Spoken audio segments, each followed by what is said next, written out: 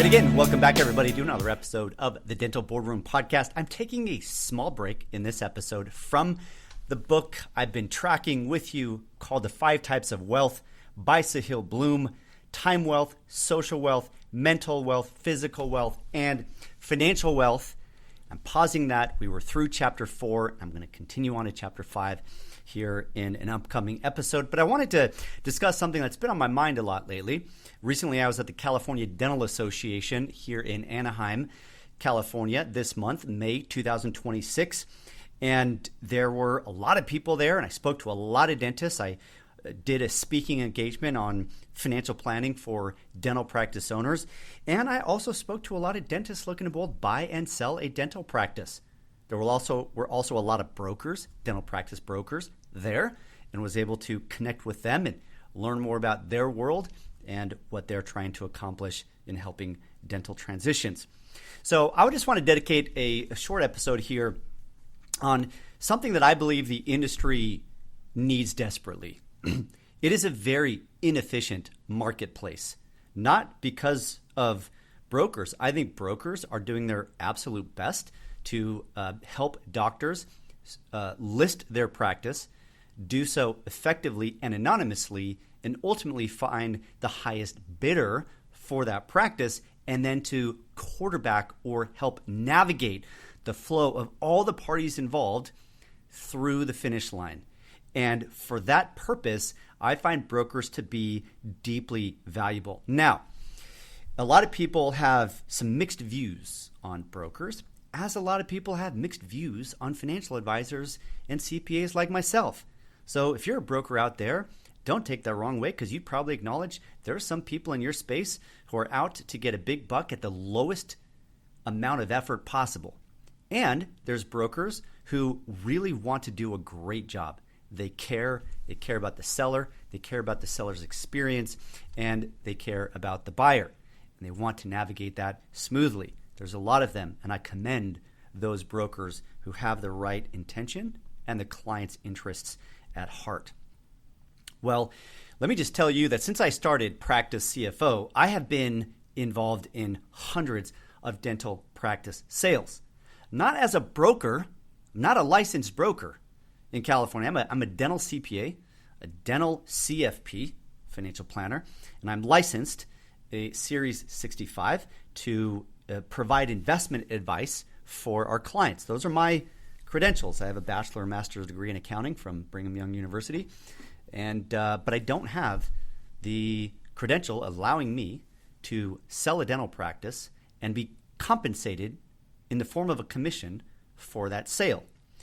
Now, I have been involved as the CPA or financial advisor representing both buyers and sellers, and am intimately aware of all of the milestones, nuances, complexities, etc.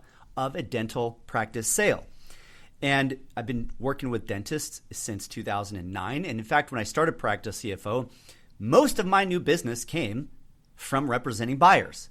I was younger at the time. I was in my early 30s, right around 30 or so. And a lot of the clients were around my age, and they were looking to buy a dental practice. And so I helped them buy into a dental practice and developed a really specific process to help doctors evaluate a practice, determine if the cash flows after overhead, debt, and taxes are sufficient to justify the purchase of that practice, taking on debt and taking on the risks and all of the responsibility of ownership. And then, as time went on, a lot of my clients aged, and we started to help doctors who were on the other end of the career timeline and were looking to sell. And so from about 2019 to about 2023 or 4, we had a broker on staff. His name was John Hale, and he would help our doctors who were looking to sell by helping them list their practice, and would charge a fee, usually somewhere around 6 to 9% is what he would charge. Some brokers are at the full 10%, and then every once in a while you'll get a broker who will be a little bit lower than that. I do think this is an area where, as with a lot of specialty advice, you sort of can get what you pay for. If you're thinking about selling your dental practice, the process can feel uncertain. How do you protect confidentiality? How do you reach serious buyers? How do you identify the right selling broker? How do you know you're getting the right value and the right team to guide you? Practice Orbit changes that. It starts by helping you prepare the right way. Create a digital anonymous prospectus that protects your identity while showcasing your practice professionally. Use built-in valuation tools to understand what your practice is worth and what you can expect to take home. All this at zero cost. From there, Practice Orbit helps you identify and select an experienced broker, someone who can take your practice to market and guide you through a successful sale. Every transaction is still led by an independent broker, ensuring you have expert representation every step of the way. Once you're live, your listing is exposed to a large, vetted pool of qualified buyers actively looking to purchase, helping drive stronger demand and better outcomes. And throughout the process, you can manage NDAs, LOIs, and documents in one secure platform, keeping everything organized and moving forward. Professional presentation, access to the right buyers, the ability to choose the right team to represent you. If you're ready to explore your next chapter, start with Practice Orbit. Now that said, if there's a broker out there charging 5% or less, I'm not trying to claim that they are an inadequate broker. They may be great. Really, I stay out of the conversation with brokers about what they charge. That's not my area. I let them charge and I let them earn the reputation that allows them to charge the fee that they charge. As you know, there are some outstanding dentists who charge premium prices for, let's say, cosmetic dentistry. But you get your patients can potentially get a phenomenal outcome. Well, the same is the case here. Now, in representing dental practice buyers and sellers over the years, I often had a thought, which was, wow, this industry of dental brokers appears to me it hasn't changed very much in essence over the past 30 years as technology has come in and introduced efficiencies into different industries. Think about your industry and what technology has done for you. My industry of accounting and financial planning and CPA work, new softwares, the advent of the spreadsheet as opposed to old ledger books. Technology has an incredible way to enhance everyone's experience in that space. And I was surprised to see how little technology has been introduced in this area of buying and selling dental practices. For example, there is no centralized marketplace like the MLS, if you're familiar with real estate, the multiple listing service. The MLS is what feeds Zillow. It's what feeds Redfin. If you've heard of either of those, you can, if you're looking to buy a house, you can simply go onto Zillow.com or go onto Redfin. There's others, Trulia, there's more of these. And you can see virtually all listings in a given geography. And it creates such a easy, transparent map to look at different neighborhoods and see what's available. Before the MLS was posted through these online technologies, people had to rely on their broker who would sort of take them on a Saturday drive and go and visit various houses and do open houses and do all of that because there was no single place where a person could see all of the listings. It was sort of like a private Rolodex, so to speak, that the brokers had. Well, technology came on the scene and it created a lot more transparency. And with that transparency came a lot more efficiency. And by efficiency, I mean, number one, making the match between a buyer and a seller could happen faster. And two, navigating the flow of the transaction could occur quicker. Now, the unique thing about Zillow, and I'll stick with Zillow, most people have heard of Zillow, is that you go on to Zillow, you find your house, and then what do?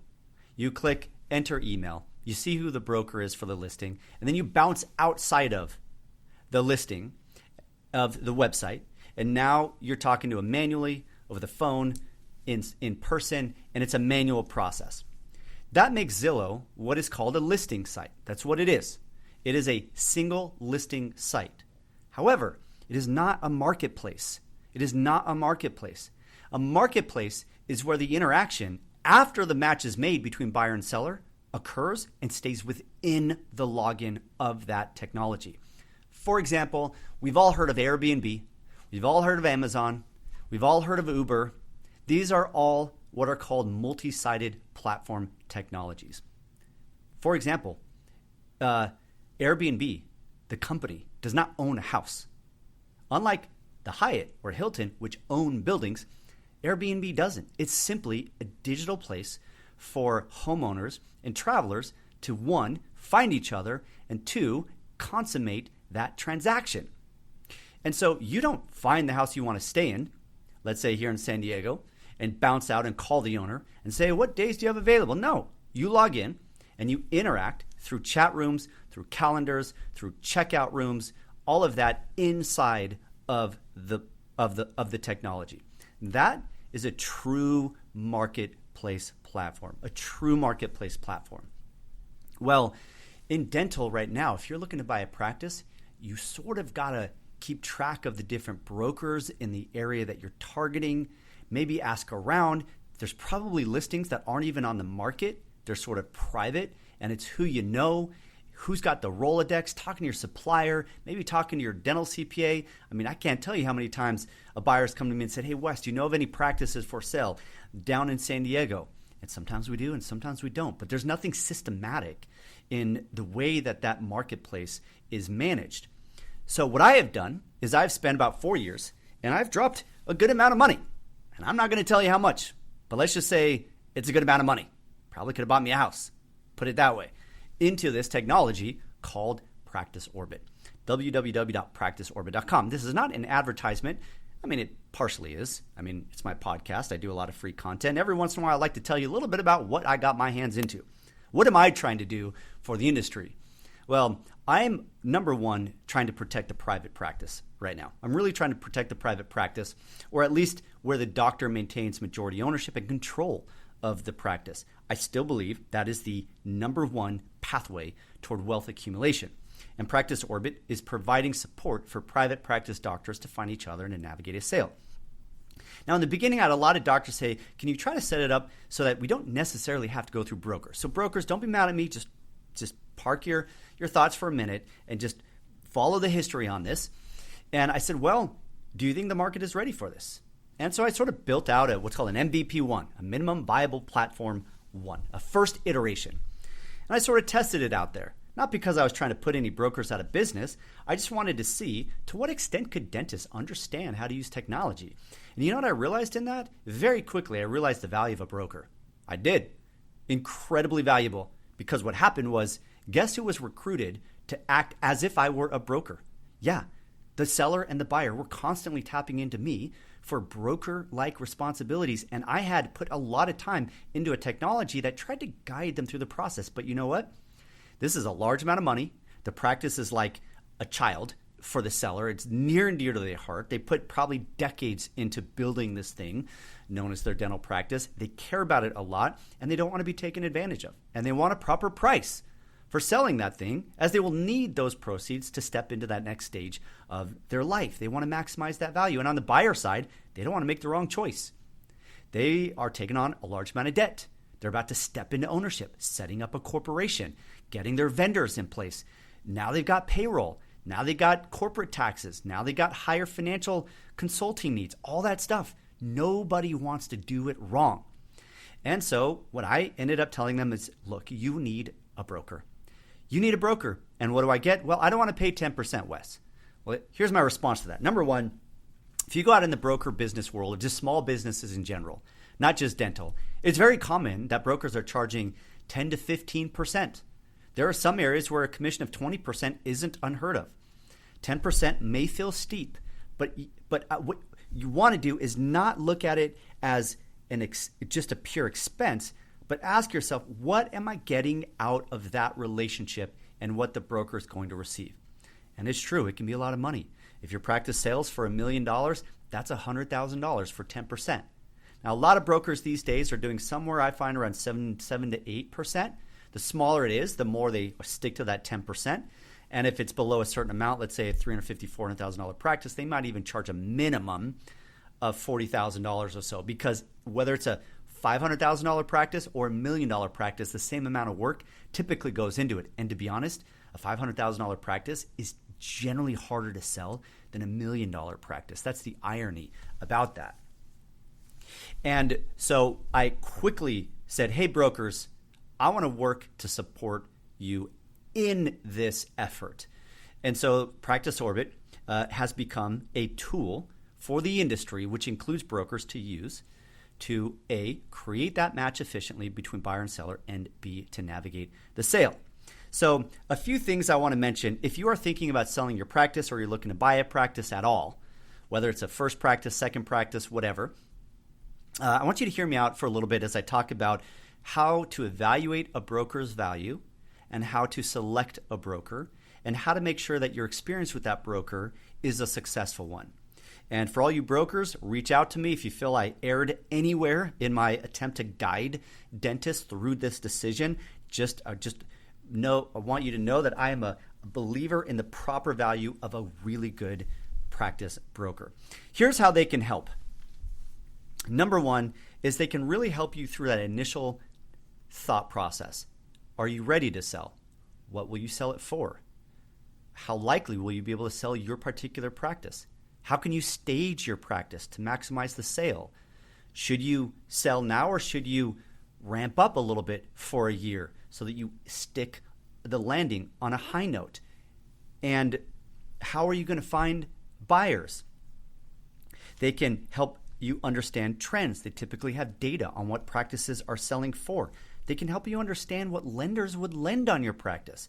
Because generally speaking, at the end of the day, it's how much a lender is going to loan on your practice that's going to drive the price of a buyer. Not always, and there's nuances to that, but it is absolutely a major factor in determining how much you could sell your practice for. Brokers are intimately involved with the lenders. Bank of America, Huntington Bank, U.S. Bank, First Citizens Bank. There is BMO, Bank of Montreal. There's Fifth Third Bank, also known as Provide a little bit. There's a number of other banks. Any banks listening, if I left you out, sorry. But there's a lot of healthcare specific lenders, and the brokers really know the differences between those lenders. Even though they're similar, they are absolutely nuanced, each of them.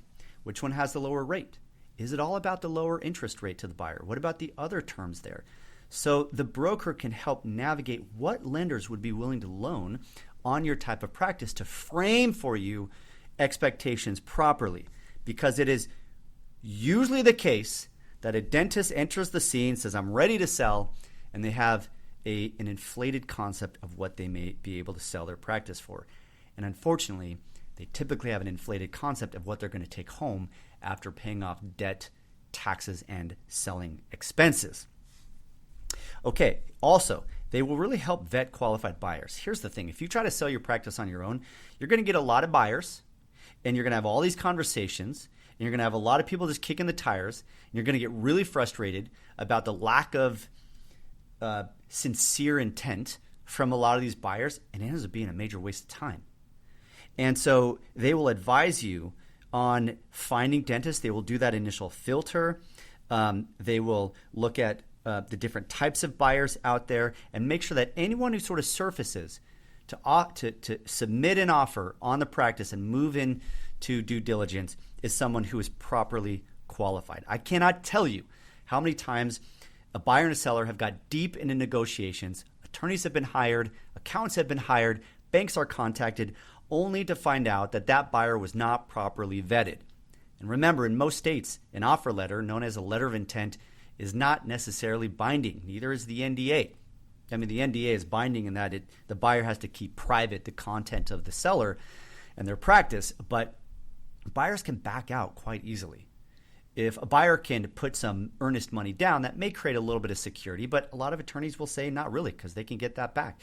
That's why doing the initial vetting is so critical when a doctor goes to sell their practice. And a good broker is also a good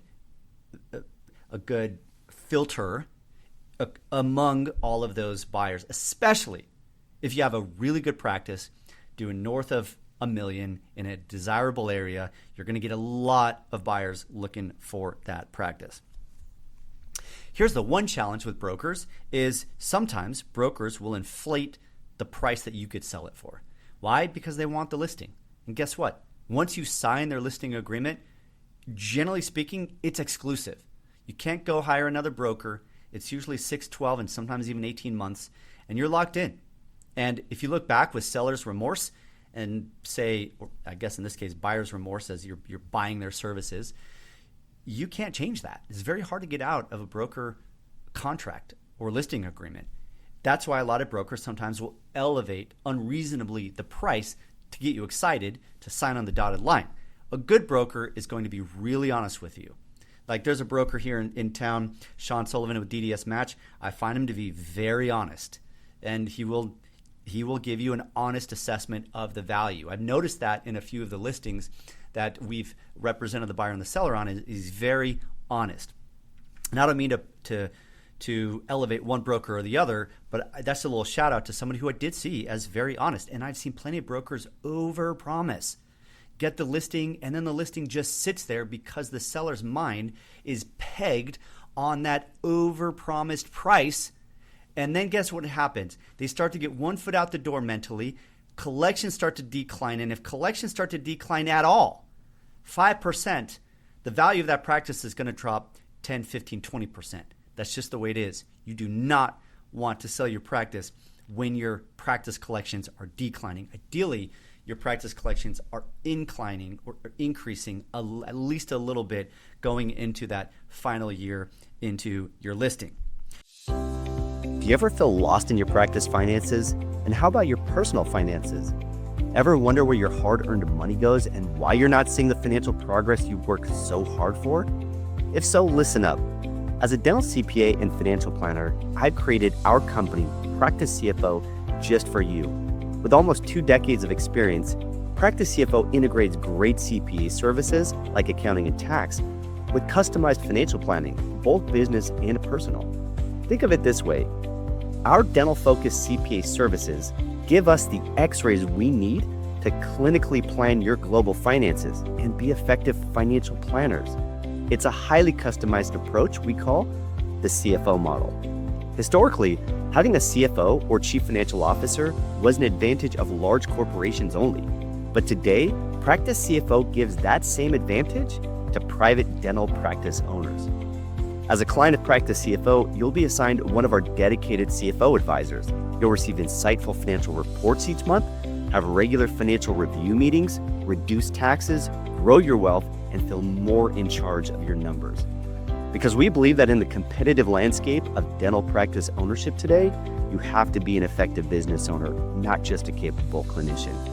Reach out to learn more at www.practicecfo.com. Other things that the dental broker will do.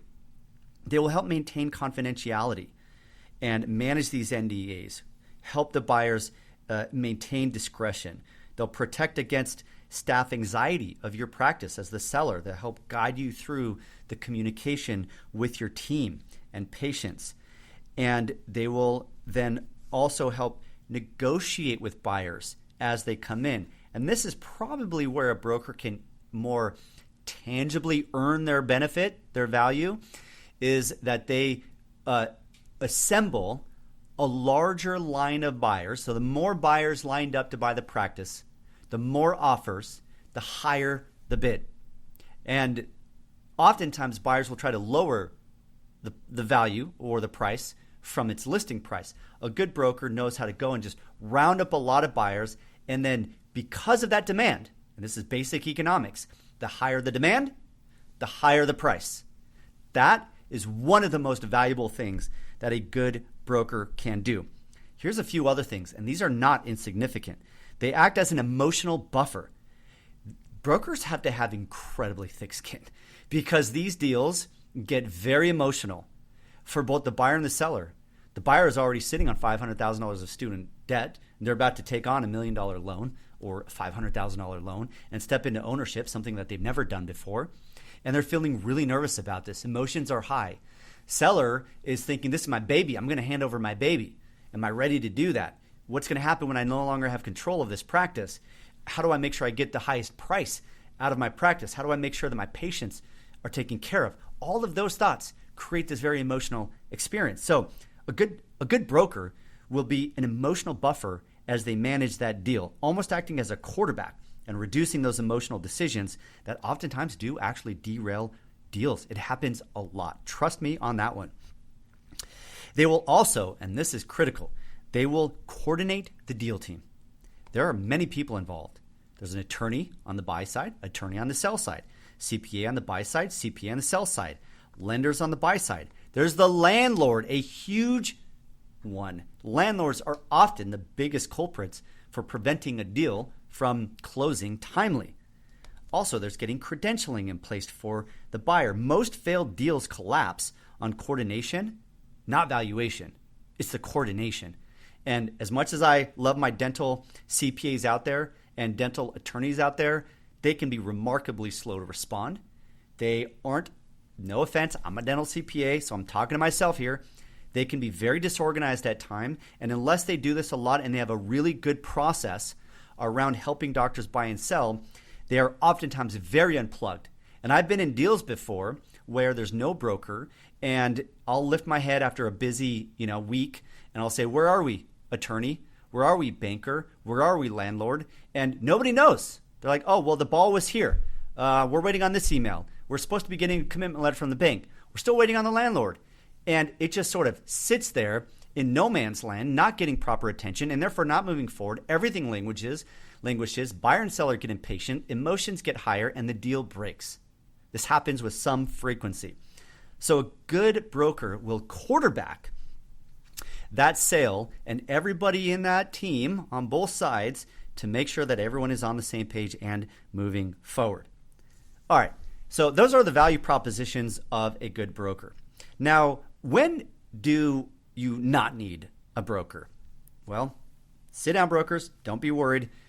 I think you would acknowledge this, that there are certain cases where the seller knows intimately the buyer, and the buyer may be family, and there's a good dental, I emphasize dental specific, CPA and attorney. Good dental specific CPA and attorney who have been through a lot of deals, and the buyer is qualified, their credit score is good, their production ability is good, they can get a loan from the bank, they know the practice at some level. Who knows? Maybe even the staff know them. Maybe they're an associate. Maybe it's a son or a daughter of the seller. In some of those cases, navigating the sale may be done either without a broker or at a lower cost. And if you say, well, what am I paying a broker for? It's really the two things. It's to find a buyer and it's to navigate the sale effectively. How much value goes on one or the other? I think it depends on the practice. A rural practice may be harder to find a buyer, and maybe a lot of the reason why you're paying a broker is to find the buyer. In other cases, if it's $1.5 million practice in San Diego, you're going to have 1,000 buyers. You don't need a broker to find the buyer, but navigating that sale is incredibly challenging in certain areas and with certain buyers, and that's where the broker really earns their money. But by and large, you step back and the broker can earn their money in both of these areas, just to different degrees in each one of those two. But I've seen a number of deals, and I think brokers would be honest about this. There have been a number of practice transitions that occurred without a broker and were successful and were smooth. However, I would say that those are the exception and not the norm, and therefore most sellers should be using a broker. Now, when you go to choose a broker, or how to choose a broker, number one, obviously make sure they're dental specific. You don't need a general practice broker off bizbuysell.com. I'm sorry, if they're selling a Mediterranean restaurant down the street here and a local gym down the street there, this is not the broker you want to sell your dental practice. You want a dental specific broker. Now, if they sell some vet practices, or maybe some medical practices, that may be okay, an optometry practice, as long as they have a lot of experience in healthcare and specifically a lot of experience in dental. They should have a proven track record. Have they sold practices before? What has been their experience? Did they come from the supplier world? As you know, a lot of dental brokers come from the supplier world, like Patterson. Most of DDS Match brokers, I believe, have come from Patterson. There's a lot of brokers who also come from the CPA and attorney world.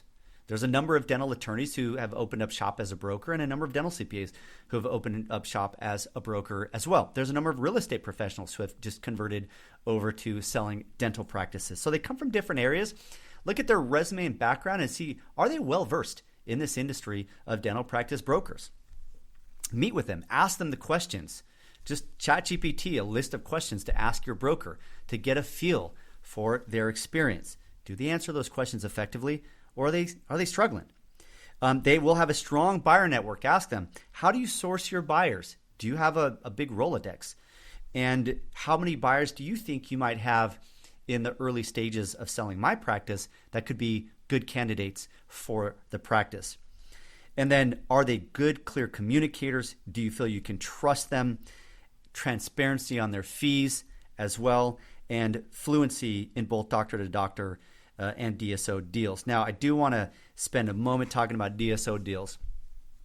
There are a lot of people out to gain income, to gain benefit at the expense of the dentist. Now, that said, my default is that most people have the right intention in mind, that brokers are trying to do right by their sellers and even right by the buyers. They're trying to do right by their clients. However, we are highly incented as humans by the financial rewards of our efforts. If option A and option B have the same input, but option B gives me more return, I'm going to go with option B for obvious reasons. And that is generally okay unless it distorts the fiduciary obligation that I believe brokers have to their clients. Just like I, as an investment advisor, have a fiduciary obligation, I legally, literally do, to put my clients' interests ahead of my own when investing their assets for them. Whether or not brokers actually have a fiduciary obligation and the level of that fiduciary obligation legally, I don't even know.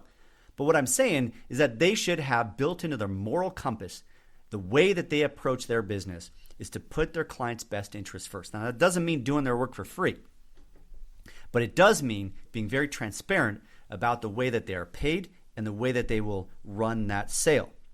And when it comes to the DSO world, the DSOs are really testing people's integrity. That's my personal opinion. I deal with this on an almost daily basis. DSOs are testing service providers' integrity to the dental community. Why? Because a lot of people are making money off this. And why is that? Because private equity, really, which is behind a lot of the DSO roll-ups, not all of them, but private equity, cheap commercial bank lending, etc., is fueling the capital that is going to buy dental practices. It's a roll-up. It's a consolidation trend that has been happening over the past 15 years fairly aggressively.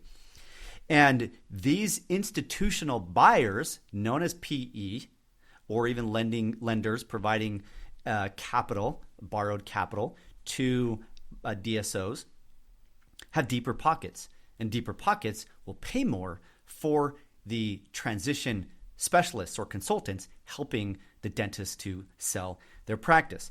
The commissions received by dental brokers for selling a private practice to a DSO typically are higher, and in some cases substantially higher, than selling to a private practice. And so brokers are motivated naturally, at least financially speaking, they're motivated oftentimes, especially if it's a larger practice, doing 1.2, 1.5, 2 million plus, especially you get up to 3 and 4, to really sell to a DSO, because the commissions on these things can be hundreds of thousands of dollars. And what I want dentists to do is to be aware of that. And this isn't to throw shade on the brokers, not at all. I do think that they should ask themselves the question always, am I doing right by the client by trying to channel them to a DSO sale? In my opinion, it's short-sighted if they're channeling a seller to a DSO sale when they know that it is not the best buyer for that particular practice. And why isn't it the best buyer? Well, it's because every time I do a present value analysis of selling to a DSO versus not selling to the DSO, working for the 3 or 5 years that the DSO is going to require you to stay on and lean in, and then selling at a lower price after 5 years, and you do what's called a discounted cash flow back to today, and you say, what is the total lump sum value I'm going to get from selling to option A, the DSO, and option B, a private buyer? In almost every single case, I'm talking north of 95%, the dentist is better financially to not sell to the DSO. If you really think about it, what's happening?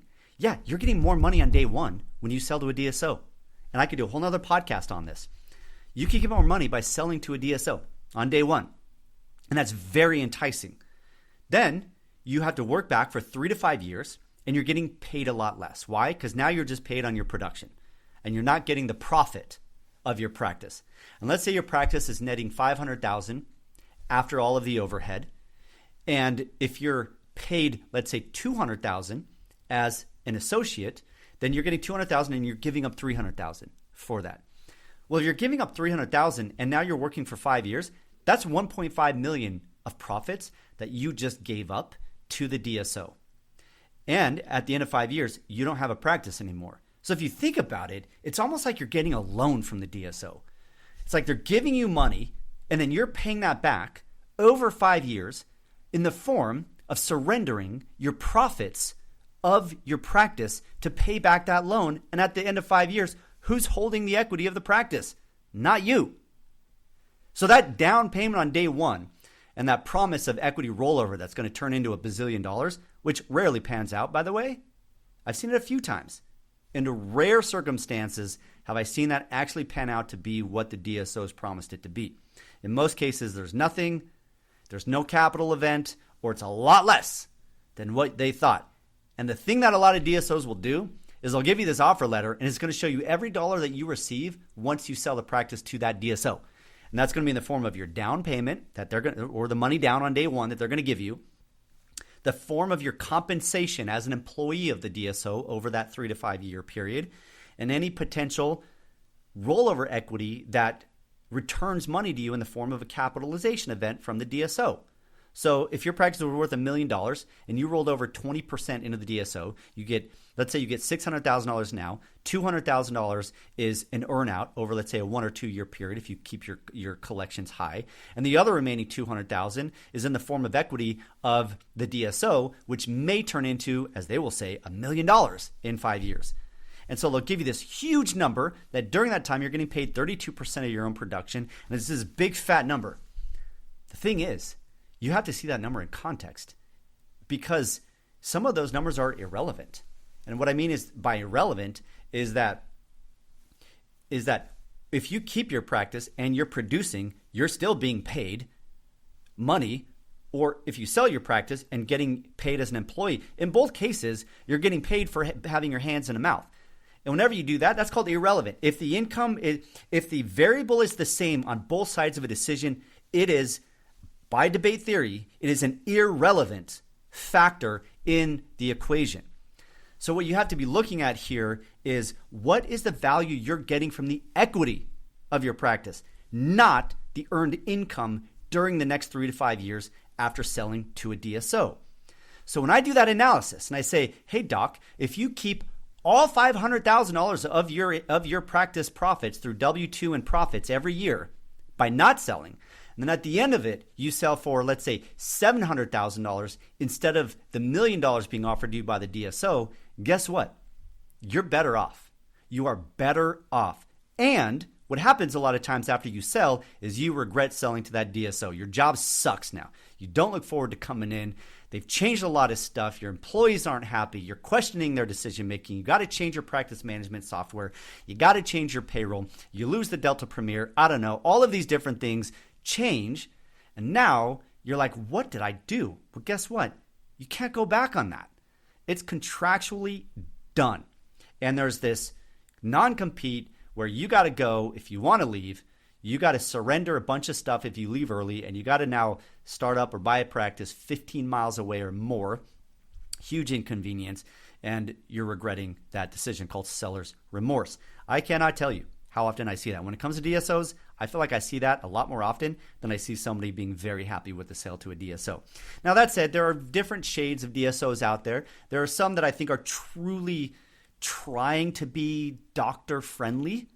And, a number of my clients formed one called Saving Private Practice Dental Management, SPP Dental Management. I'd say of all of those I know, theirs has I would say the most sincere intent. It's doctor-founded, doctor-led, and they're really trying to provide a benefit without sort of selling out, so to speak, to corporate dentistry. I don't want to say that they are all the same, but I'm just saying, generally speaking, when I look at analysis from a lot of these DSOs, like Imogen, or there's a number of these small and medium-sized DSOs out there. Aspire, I think, is one. Whenever I get these, there's so many I've never heard of before, and I do the analysis on the offer letter. I'm like, what is this seller thinking? This is a terrible decision. And I talk them off the ledge simply by showing them the numbers and creating transparency around that. So this isn't an absolute statement about selling to a DSO or not selling to a DSO. It is a more than usual statement about selling to a DSO. And the reason I bring it up in this context of brokers is because brokers tend to be incentivized to lead you to a DSO because the compensation to the DSO tends to be higher. I think it's marginal thinking, because if you sell all practices to DSOs, eventually there's no more practices to sell. Now that's sort of in theory, maybe not in concept. In my personal opinion, there's been way too much over leverage among these DSOs, too much money going into it, too high valuations, too much loose terms in the contract, and too much seller remorse. And as soon as interest rates go up, as soon as capital tightens in the PE space, which is going to happen, it always does, it's cyclical, you're going to see the music stop. There's going to be a lot of DSOs who have too much debt, their revenues aren't covering all their expenses, and they have to do a fire sale. They go into receivership, a bunch of practices come on the market for sale, bringing prices down, only exacerbating the problem for the DSOs. That is my crystal ball, at least my attempt at seeing in the crystal ball. So all you DSOs out there, you may not like my advice and my thoughts on this, but this is my take on the industry, as I am getting a front row seat involved in so many of these transitions. So ask, if your broker's trying to send you to a DSO, ask the hard questions. How long do I have to work for? What is the net present value of all my income if I sell? And what is it if I don't sell? Now, frankly, you're going to need probably a finance analysis or a good CPA to run those numbers in Excel. Like Practice CFO, we do that all the time. But ask those questions. How are you compensated? Are you compensated differently by selling to a DSO than a private buyer? All of those questions should be asked with the broker, and a good, honest broker is going to give you a good, honest response. But you got to do your due diligence here is what I'm saying. And you brokers will probably acknowledge that some of your counterparts probably aren't as ethical as you are. And that's in any industry, so I hope you don't take that the wrong way. I am always going to try to channel my clients to a good broker that I believe in, that I trust, who will do the honorable thing. All right, lastly, let me discuss what this software that I developed called Practice Orbit. Practice Orbit is doing two things.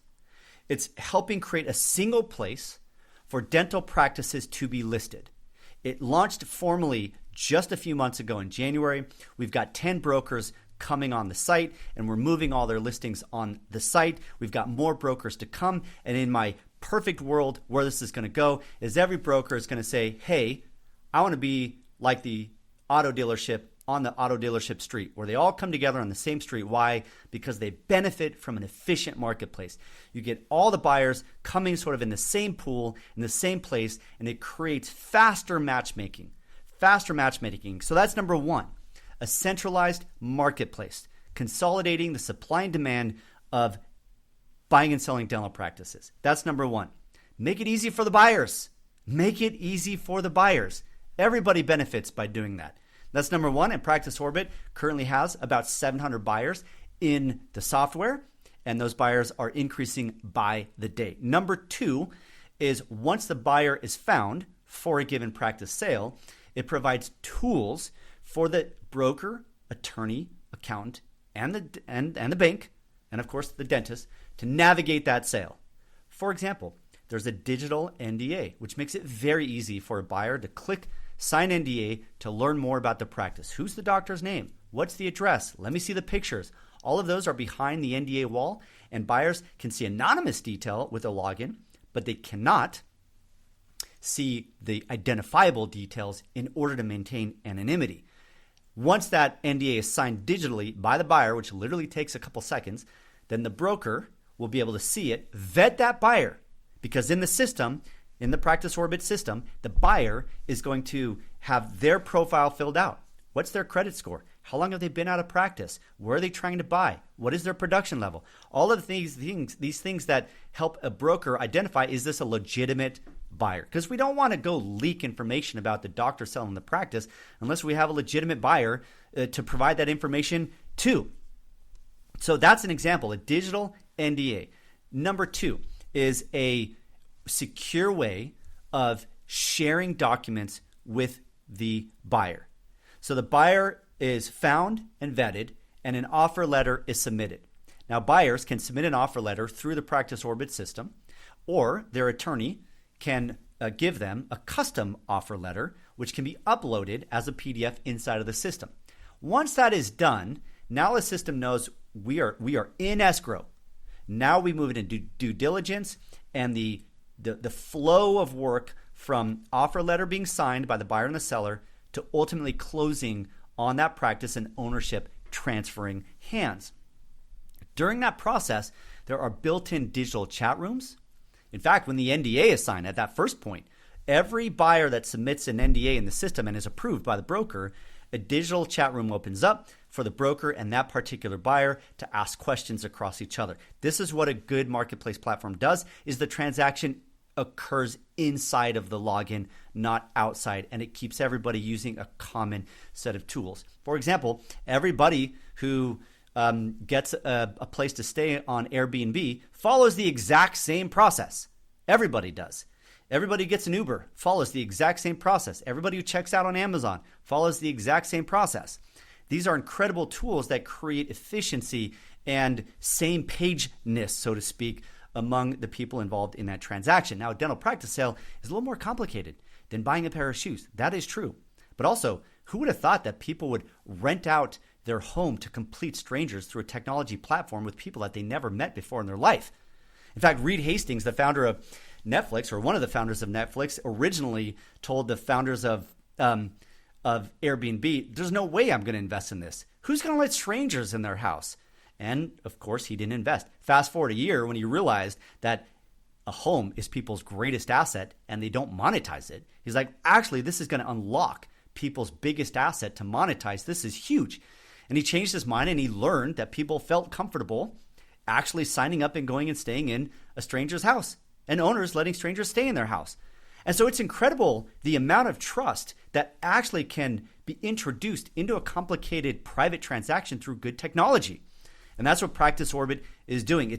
It's renovating or introducing new technology to create efficiencies and trust to benefit everybody in this marketplace. All right, other tools is when that LOI is signed, buyers in the system can get pre-qualified with banks. And this is actually how Practice Orbit makes its money. And I'm very transparent about this. Sellers don't pay Practice Orbit anything. They don't pay Practice Orbit anything, and brokers don't. Now, if Practice Orbit feeds a broker listing, there might be a little bit of a technology referral fee, which is very common in technology companies, but the seller doesn't pay that, the broker does. Buyers need to set up their vendor stack when they step into ownership. They need to get a loan. They need to get a CPA. They need to get certain other technologies and services. And Practice Orbit helps them vet and find and get discounted rates for those different things, and those vendors provide compensation to Practice Orbit as a technology. For example, maybe you've heard of Rocket Mortgage, very popular online program to get home loans quickly. Rocket Mortgage essentially is a marketing platform for home lenders and banks, and in a way, that's what Practice Orbit is as well. There's got to be a way to monetize. It's called a business model. What is the business model? Well, that's it right there, and I'm very transparent with you about that. I think that's the right thing to do. So those other tools that once the LOI is signed, now the broker, attorney, banker, accountant, they can all log in, and guess what? There's a single transaction room with a checklist that says, here's what the attorney does, here's what the accountant does, here's what the broker does, here's what the lender does, here's what the CPA does, and you can see in one place where we are in the flow from LOI to closing. And it creates incredible organization. Documents are released when and only when they should be released. For example, bank statements, payroll reports, tax returns. These are not transferred until the letter of intent is signed. You don't want to transfer such personally identifiable documents before that LOI is signed, and the system will automatically hold, reserve, and protect those documents until the proper point in the transition flow to release those documents, making it easy for everybody. And we have so many cool tools. Brokers can upload their PDF of their prospectus, and it will automatically populate the digital prospectus using an AI tool. An AI tool that is built to be secure and not feed any of that data to the AI companies. All of this has been taken into account. And that is the mission of Practice Orbit. Centralized marketplace for the buying and selling of healthcare practices in the private space with high integrity brokers helping doctors to navigate that sale efficiently and timely and helping everybody maximize the value out of it. I truly believe in it. I'm excited about where it's going, and I'm always in need of feedback of the market to know how to make that even better. All right. Lastly, my bottom line here is this. Brokers remain critical because transitions are high stakes, emotionally, financially, and they are complex.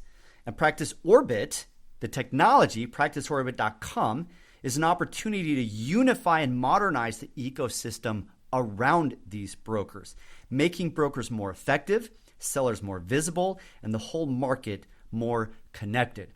And it is true, as with all technologies, there will be early adopters, there will be late adopters, there will be people who want to reject it, there will be people who want to stay in the old way of doing things. And the people who get on board and adopt it and use it and create it as a useful tool to empower them are the ones who really benefit. And just wait. Eventually, our brokers are going to have reviews, and you'll be able to see reviews on those brokers, starred reviews and comments and reviews and things like that to help it be easier for sellers to choose the right broker. All right, if you're a seller thinking about selling anytime soon, again, you can create a free account. Anybody can create a free account on Practice Orbit. Anybody. But if you're a seller and you say, hey, Wes, I'd like to have an initial assessment and conversation before I go choose a broker, Practice CFO and I will offer to do that. There's a really cool tool in the system. It's called a price assessment. And all you need is your tax return for your most recent business year. If you're an S Corp, that's your 1120S. If you're a C Corp, which I hope you're not, but maybe you are, that's an 1120. If you're sole prop, that is your Schedule C. And if you're a partnership, that is your 1065 tax return. And you can click a button and it will show you exactly which page. And you take about 6 boxes off of that tax return. Extremely easy. You type them in, you answer a single question about how much personal stuff you run through the practice. And then it will give you a reasonably good low, medium, and high valuation or price estimate of the practice. And if you put in an estimated broker fee and you put in the amount of debt you have left on your practice, it will calculate after debt, selling expenses, and taxes, including your state tax, if you put in your state, how much is left that you'll actually be able to take home once the dust settles. How valuable is that tool? And I will run that tool with you. You don't need me. You can do it on your own. You can have your CPA do it, but we will run it. We'll have that conversation, and then I'll try to guide you in the right direction to choosing a broker and listing and successfully selling your practice. And that is my take on the incredible value of a good dental practice broker and what I hope to be the incredible value of a great technology to support the broker and the ecosystem of dentists buying and selling their practices and their teams. Thanks, everybody. Until next time.